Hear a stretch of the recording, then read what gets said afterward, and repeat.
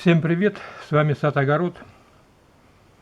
Посадка черешни.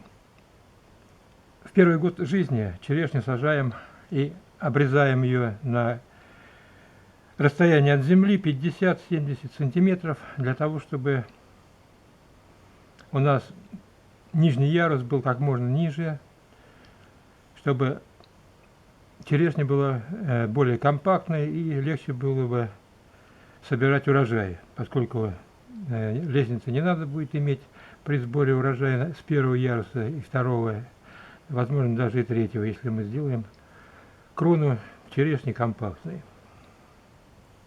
Обязательно колышек сделать, вбить его в дно ямки, привязать обязательно ствол к колышку, для того, чтобы он при просадке почвы не потерял, вертикальный вид и был всегда под 90 градусов к почве.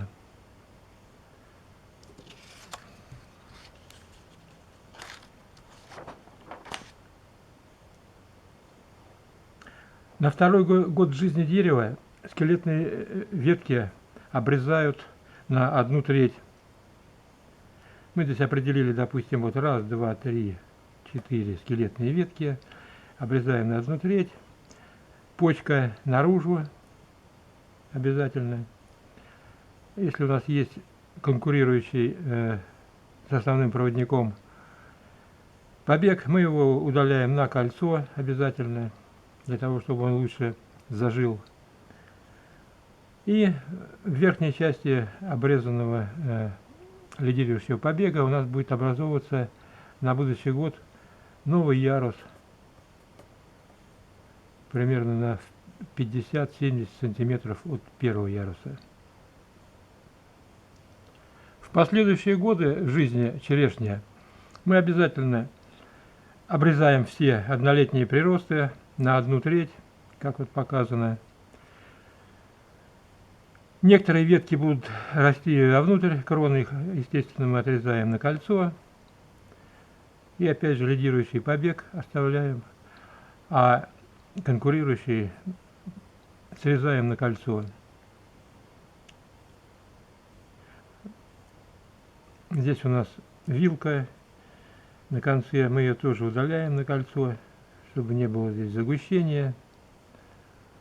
Вот, в принципе, в дальнейшие годы жизни такую обрезку обязательно делать, поскольку черешня вот очень быстро растущее деревце, поэтому если этого не делать, то она будет очень распушенная, большой и не компактная. Очень важной характеристикой обрезки черешни является зона оголения. Что это такое?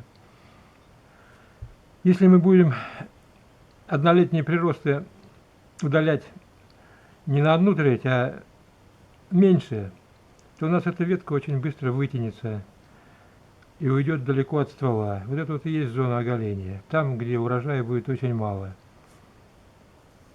Урожай весь на однолетних веточках прошлого года и на букетных ветках.